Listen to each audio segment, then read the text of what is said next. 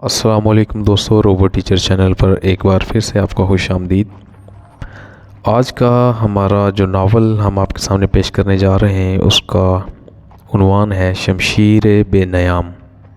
یہ عنایت اللہ صاحب نے لکھی ہے اور اس کو ہم کوشش کریں گے کہ لفظ بہ لفظ آپ تک پہنچایا جائے، جو کہ آج کے مسلمانوں کی در حقیقت ضرورت بھی ہے، خاص طور پر ہمارے معصوم بچے اور جو ینگ جنریشن ہے جو کہ ناول پڑھنے سے تھوڑا دوری اختیار کرتے ہیں اور پڑھنا نہیں چاہتے۔ ہم ان کے لیے آواز کی صورت میں یہ ناول پیش کرنے جا رہے ہیں تاکہ وہ اپنی تاریخ سے آگاہ رہیں، مسلمانوں کی جو تاریخ ہے اور اس تاریخ میں جو بڑے بڑے نام ہیں ان سے وہ آگاہ رہیں۔ شمشیر بے نیام کی پہلی جلد پیش خدمت ہے۔ دوسری جلد میں یہ ایمان افروز داستان مکمل ہوتی ہے۔ خالد بن ولید اسلام کی وہ شمشیر تھے جو کفر کے خلاف ہمیشہ بے نیام رہی۔ خالد بن ولید کو رسول کریم صلی اللہ تعالیٰ علیہ وآلہ وسلم نے اللہ کی تلوار یعنی سیف اللہ کا خطاب عطا فرمایا تھا۔ خالد ان اولین سپہ سالاروں میں سے تھے جنہوں نے نور اسلام کو مدینہ سے دور دور تک پہنچا دیا تھا۔ تاریخ اسلام ہی نہیں، عالمی جنگوں کی تاریخ خالد بن ولید کو چند ایک عظیم جرنیلوں میں شمار کرتی ہے۔ فن حرب و ضرب کے ماہرین اور مبصر آج بھی خالد کی جنگی چالوں، میدان جنگ میں ان کی قیادت اور عسکری فہم و فراست کے حوالے دیتے ہیں۔ تو جیسا کہ آپ جانتے ہیں کہ ہر میدان جنگ میں مسلمانوں کی تعداد کم ہی رہی ہے، کفار کی تعداد کہیں دگنی تھی تو کہیں 100 گنا، اور یرموک کے میدان میں کیسر روم کی فوج اور اس کے اتحادیوں کی تعداد 1,60,000 تھی۔ اس کے مقابلے میں مسلمانوں کی تعداد 40,000 کے لگ بھگ تھی۔ دشمن کی فوج کا محاصرہ 12 میل لمبا تھا اور اس میں کہیں بھی شگاف نہیں تھا۔ اس کے مقابلے میں مسلمانوں نے دشمن کے محاذ کے پھیلاؤ کو دیکھ کر اپنا محاذ 11 میل پھیلا دیا تھا اور دستوں کے درمیان وسیع شگاف تھے۔ یہ ایمان اور عزم کی پختگی کا کرشمہ تھا۔ یہ اسلام اور رسول اللہ صلی اللہ تعالیٰ علیہ وآلہ وسلم کے عشق کا کمال تھا۔ خالد کے کردار کی عظمت دیکھیے۔ خلیفۃ المسلمین عمر بن الخطاب نے انہیں پہلے سپہ سالاری سے معزول کیا تو خالد بددل نہ ہوئے اور سپاہیوں کی طرح لڑتے رہے۔ یرموک کی جنگ کے بعد عمر بن الخطاب نے خالد کو ایک الزام میں مدینہ بلا لیا۔ خالد سے باز پرس ہوئی۔ عرب کے اس وقت کے رواج کے مطابق طریقہ ایسا اختیار کیا گیا جو ایک سپہ سالار کے لیے توہین آمیز تھا، لیکن خالد کا رد عمل ایسا تھا جو خلیفۃ المسلمین کو گوارا نہ گزرا۔ انہوں نے سزا قبول کر لی۔ خالد بن ولید کو معزولی پر بہت افسوس ہوا، لیکن انہوں نے خلیفۃ المسلمین کا تختہ الٹنے کی کوشش نہ کی، اپنی الگ سیاسی پارٹی نہ بنا لی، نہ اپنا محاذ قائم کر لیا۔ اگر وہ ایسا کرتے تو پوری فوج ان کے ساتھ تھی۔ وہ قوم کی نگاہوں میں عزیز اور عظیم تھے۔ انہوں نے اس وقت کی 2 بہت بڑی جنگی طاقتوں کو ریزہ ریزہ کر کے بکھیر دیا تھا۔ ایک تھے ایرانی آتش پرست اور دوسرے رومی تھے۔ خالد نے انہیں پے در پے شکستیں دے کر عراق اور شام کو سلطنت اسلامیہ میں شامل کر لیا تھا، لیکن انہوں نے خلافت کے خلاف ایک لفظ نہ کہا۔ انہوں نے اپنی عظمت کو نظر انداز کر کے خلیفۃ المسلمین کی عظمت کا خیال رکھا۔ خالد کیا تھے اور انہوں نے اسلام کو کیا دیا اور آج کے مسلمانوں کو انہوں نے کیا ورثہ دیا، یہ آپ اس داستان شمشیر بے نیام کی 2 جلدوں میں سن سکیں گے۔ یہ کہنے کی ضرورت نہیں ہونی چاہیے کہ یہ 2 جلدیں آپ اپنے بچوں کو بھی سنائیں۔ یہ داستان ہماری روایت کا مجموعہ ہے۔ آج جب کہ تفریحی اور اخلاق سوز کہانیوں نے مسلمانوں کی اولاد کو پٹڑی سے اتار دیا ہے، یہ کتاب جو ہم شمشیر بے نیام کے عنوان سے پیش کر رہے ہیں اپنے بچوں کو سنائیں۔ اس میں کہانی کی تمام تر دلچسپیاں موجود ہیں، اور یہ ہماری تاریخ ہے اور یہ ہماری روایت ہے۔ یہ اسلام کی عسکری روح کی صحیح تصویر ہے۔ وہ مسافر عرب کے صحرا میں اکیلا چلا جا رہا تھا۔ 8 ہجری کے زمانے میں عرب کا وہ علاقہ جہاں مکہ اور مدینہ واقع ہیں بڑا ہی خوفناک صحرا ہوا کرتا تھا، جلتا اور انسانوں کو جھلساتا ہوا ریگزار۔ ایک تو صحرا کی اپنی صعوبتیں تھیں، دوسرا خطرہ رہزنوں کا تھا۔ مسافر قافلوں کی صورت میں سفر کیا کرتے تھے۔ لیکن یہ مسافر اکیلا چلا جا رہا تھا۔ وہ اعلیٰ نسل کے جنگی گھوڑے پر سوار تھا۔ اس کی زرہ گھوڑے کی زین کے ساتھ بندھی ہوئی تھی۔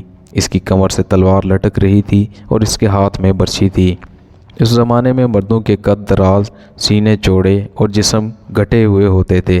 یہ اکیلا مسافر بھی انہی مردوں میں سے تھا، لیکن وہ جس انداز سے گھوڑے کی پیٹھ پر بیٹھا تھا، اس سے پتہ چلتا تھا کہ وہ شہسوار ہے اور وہ کوئی معمولی آدمی نہیں ہے۔ اس کے چہرے پر خوف کا ہلکا سا بھی تاثر نہیں تھا کہ رہزن اسے لوٹ لیں گے، اس سے اتنی اچھی نسل کا گھوڑا چھین لیں گے اور اس سے پیدل سفر کرنا پڑے گا۔ لیکن اس کے چہرے پر جو تاثر تھا وہ قدرتی نہیں تھا۔ وہ کچھ سوچ رہا تھا، یادوں سے دل بہلا رہا تھا یا کچھ یادوں کو ذہن میں دفن کرنے کی کوشش کر رہا تھا۔ آگے ایک گھاٹی آ گئی۔ گھوڑا چڑھتا چلا گیا۔ خاصی بلندی پر جا کر زمین ہموار ہوئی۔ سوار نے گھوڑا روکا اور اسے گھمایا اور رکابوں پر کھڑے ہو کر پیچھے دیکھا۔ اسے مکہ نظر نہ آیا۔ مکہ افق کے نیچے چلا گیا تھا۔ ابو سلیمان، اسے جیسے آواز سنائی دی ہو، اب پیچھے نہ دیکھو، مکہ کو ذہن سے اتار دو، تم مرد میدان ہو، اپنے آپ کو دو حصوں میں نہ کٹنے دو، وہ اپنے فیصلے پر قائم رہو، تمہاری منزل مدینے میں ہے۔ اس نے مکہ کی سمت سے نگاہیں ہٹا لیں، گھوڑے کا رخ مدینے کی طرف کیا اور باغ کو ہلکا سا جھٹکا دیا۔ گھوڑا اپنے سوار کے اشارے سمجھتا تھا، جچی تلی چال میں چل پڑا۔ سوار کی عمر 23 برس تھی، لیکن وہ اپنی عمر سے جوان لگتا تھا۔ سلیمان اس کے بیٹے کا نام تھا۔ اس کے باپ کا نام الولید تھا، لیکن سوار نے خالد بن الولید کی بجائے ابو سلیمان کہلانا زیادہ پسند کیا تھا۔ اسے معلوم نہ تھا کہ تاریخ اسے خالد بن ولید کے نام سے یاد رکھے گی اور یہ نام اسلام کی عسکری روایت اور جذبے کا دوسرا نام بن جائے گا۔ مگر 43 برس کی عمر میں جب خالد مدینے کی طرف جا رہا تھا، اس وقت وہ مسلمان نہیں تھا۔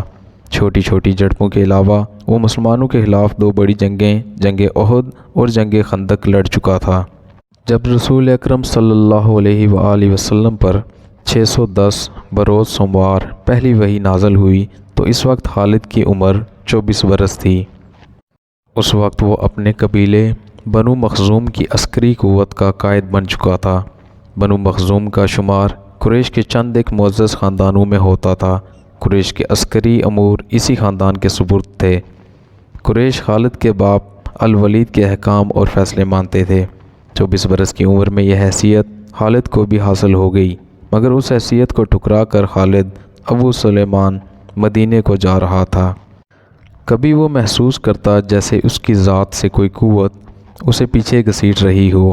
جب وہ اس قوت کے اثر کو محسوس کرتا تو اس کی گردن پیچھے کو مڑ جاتی، لیکن اس کی اپنی ذات سے ایک آواز اٹھتی، آگے دیکھ خالد، تو ولید کا بیٹا ہے، لیکن وہ مر گیا ہے، اب تو سلیمان کا باپ ہے، وہ زندہ ہے۔ اس کے ذہن میں 2 نام اٹک گئے، محمد رسول اللہ صلی اللہ علیہ وآلہ وسلم جو ایک نیا دین لائے تھے، اور الولید جو خالد کا باپ اور محمد اور آپ کے نئے دین کا بہت بڑا دشمن تھا صلی اللہ تعالیٰ علیہ وآلہ وسلم۔ باپ یہ دشمنی ورثے کے طور پر خالد کے حوالے کر کے دنیا سے اٹھ گیا تھا۔ خالد کے گھوڑے نے پانی کی مشک پر اپنے آپ ہی رخ بدل لیا تھا۔ خالد نے ادھر دیکھا، اسے گول دائرے میں کھجوروں کے درخت اور صحرا کی جھاڑی نما درخت نظر آئے۔ گھوڑا ادھر ہی جا رہا تھا۔ نخلستان میں داخل ہو کر خالد گھوڑے سے کود گیا۔ امامہ اتار کر وہ پانی کے کنارے دوزانو ہو گیا۔ اس نے پانی چلو بھر بھر کر اپنے سر پر ڈالا اور 2-4 چھینٹے منہ پر پھینکے۔ اس کا گھوڑا پانی پی رہا تھا۔ خالد نے اس چشمے سے پانی پیا جو صرف انسانوں کے استعمال کے لیے تھا۔ یہ چھوٹا سا ایک جنگل تھا۔ خالد نے گھوڑے کی زین اتاری اور زین کے ساتھ بندھی ہوئی چھوٹی سی ایک دری کھول کر جھاڑی نما درختوں کے جھنڈ تلے بچھائی اور لیٹ گیا۔ وہ تھک گیا تھا، تھوڑی سی دیر کے لیے سو جانا چاہتا تھا، مگر اس کے ذہن میں یادوں کا جو قافلہ چل پڑا تھا وہ اسے سونے نہیں دے رہا تھا۔ اسے 7 سال پہلے کا ایک دن یاد آیا تھا جب اس کے عزیزوں نے محمد صلی اللہ علیہ وآلہ وسلم کو قتل کرنے کا منصوبہ بنایا تھا۔ اس منصوبے میں خالد کا باپ الولید پیش تھا۔ وہ ستمبر 622 عیسوی کی ایک رات تھی قریش نے رسول خدا صلی اللہ علیہ وسلم کو سوتے میں قتل کرنے کے لیے ایسے آدمی چنے تھے جو انسانوں کے روپ میں وحشی اور درندے تھے۔ خالد قریش کے سرکردہ خاندان کا جوان تھا۔ اس وقت اس کی عمر 27 سال تھی۔ وہ آن حضرت کے قتل کی سازش میں شریک تھا، لیکن وہ قتل کرنے والوں میں شامل نہیں تھا۔ اسے 7 سال پہلے کی وہ رات گزرتے ہوئے کل کی طرح یاد تھی۔ وہ اس قتل پر خوش بھی تھا اور ناخوش بھی۔ خوش اس لیے کہ اس کے اپنے قبیلے کے ہی ایک آدمی نے اس کے مذہب کو بت پرستی کہہ دیا تھا، باطل کہہ دیا تھا اور اپنے آپ کو خدا کا پیغمبر کہہ دیا تھا۔ ایسے دشمن کے قتل پر خوش ہونا فطری بات تھی، اور وہ ناخوش اس لیے تھا کہ وہ اپنے دشمن کو للکار کر آمنے سامنے کی لڑائی لڑنے کا قائل تھا۔ اس نے سوتے ہوئے دشمن کو قتل کرنے کا کبھی سوچا ہی نہیں تھا۔ بہرحال اس نے سازش کی مخالفت نہیں کی، لیکن قتل کی رات جب قاتل رسول خدا کو مقررہ وقت پر قتل کرنے گئے تو آپ کا مکان خالی تھا۔ وہاں گھر کا سامان بھی نہیں تھا، نہ آپ کا گھوڑا تھا نہ ہی اونٹنی۔ قریش اس امید پر سوئے ہوئے تھے کہ صبح انہیں خوشخبری ملے گی کہ ان کے مذہب کو جھٹلانے اور انہیں اپنے نئے مذہب کی طرف بلانے والا قتل ہو گیا ہے، مگر صبح وہ ایک دوسرے کو مایوسی کے عالم میں دیکھ رہے تھے۔ پھر وہ سرگوشیوں میں ایک دوسرے سے پوچھنے لگے، محمد کہاں گئے؟ رسول اکرم صلی اللہ علیہ وآلہ وسلم کو قتل کے وقت سے بہت پہلے اپنے قتل کی سازش سے آگاہ ہو کر مکہ سے یثرب یعنی مدینے کو ہجرت کر گئے تھے۔ صبح تک آپ بہت دور نکل گئے تھے۔ آج 7 برسوں بعد خالد بھی مدینے کی طرف جا رہا تھا اور اس کے ذہن پر محمد صلی اللہ علیہ وسلم کا نام سوار تھا۔ اس نے جنگ احد میں اپنے دیوتا حبل اور دیوی غزی کے دشمن محمد کو قتل کرنے کی بھرپور کوشش کی تھی، مگر آپ زخمی حالت میں وہاں سے نکل گئے تھے۔ خالد کے ذہن سے یادیں پھوٹتی چلی آ رہی تھیں۔ ذہن پیچھے ہی پیچھے ہٹتے ہٹتے 16 برس دور جا چکا تھا۔ 613 عیسوی کی ایک شام رسول کریم صلی اللہ علیہ وسلم نے قریش کے چند ایک سرکردہ افراد کو اپنے ہاں کھانے پر مدعو کیا۔ کھانے کے بعد رسول کریم نے اپنے مہمانوں سے کہا، اے بنی عبد المطلب، میں تمہارے سامنے جو تحفہ پیش کرنے لگا ہوں وہ عرب کا کوئی اور شخص پیش نہیں کر سکتا۔ اس کے لیے اللہ نے مجھے منتخب کیا ہے۔ مجھے اللہ نے حکم دیا ہے کہ تمہیں ایک ایسے مذہب کی طرف بلاؤں جو تمہاری دنیا کے ساتھ تمہاری عاقبت بھی آسودہ اور مسرور کر دے گا۔ اس طرح رسول اکرم صلی اللہ علیہ وسلم نے پہلی وحی کے نزول کے 3 سال بعد اپنے قریبی عزیزوں کو اسلام قبول کرنے کی دعوت دی۔ خالد اس محفل میں نہیں تھا، اس کا باپ مدعو تھا۔ اس نے خالد کو مذاق اڑانے کے انداز میں بتایا تھا کہ عبد المطلب کے پوتے محمد نے کہا ہے کہ وہ اللہ کا بھیجا ہوا نبی ہے۔ ہم جانتے ہیں عبد المطلب قریش کا ایک سردار تھا۔ الولید نے اپنے بیٹے خالد سے کہا، بے شک محمد کا خاندان اعلیٰ حیثیت رکھتا ہے، لیکن نبوت کا دعویٰ اس خاندان کا کوئی فرد کیوں کرے؟ اور قسم حبل اور عزا کی، میرے خاندان کا رتبہ کسی سے کم نہیں۔ کیا نبوت کا دعویٰ کر کے کوئی ہم سے اونچا ہو سکتا ہے؟ آپ نے اسے کیا کہا ہے؟ خالد نے پوچھا۔ پہلے تو ہم چپ ہو گئے، پھر ہم سب ہنس پڑے، الولید نے کہا۔ لیکن محمد کے چچا زاد بھائی علی بن ابو طالب نے محمد کی نبوت کو قبول کر لیا ہے۔ خالد نے اپنے باپ کی طنزیہ ہنسی کو بھلایا نہیں تھا۔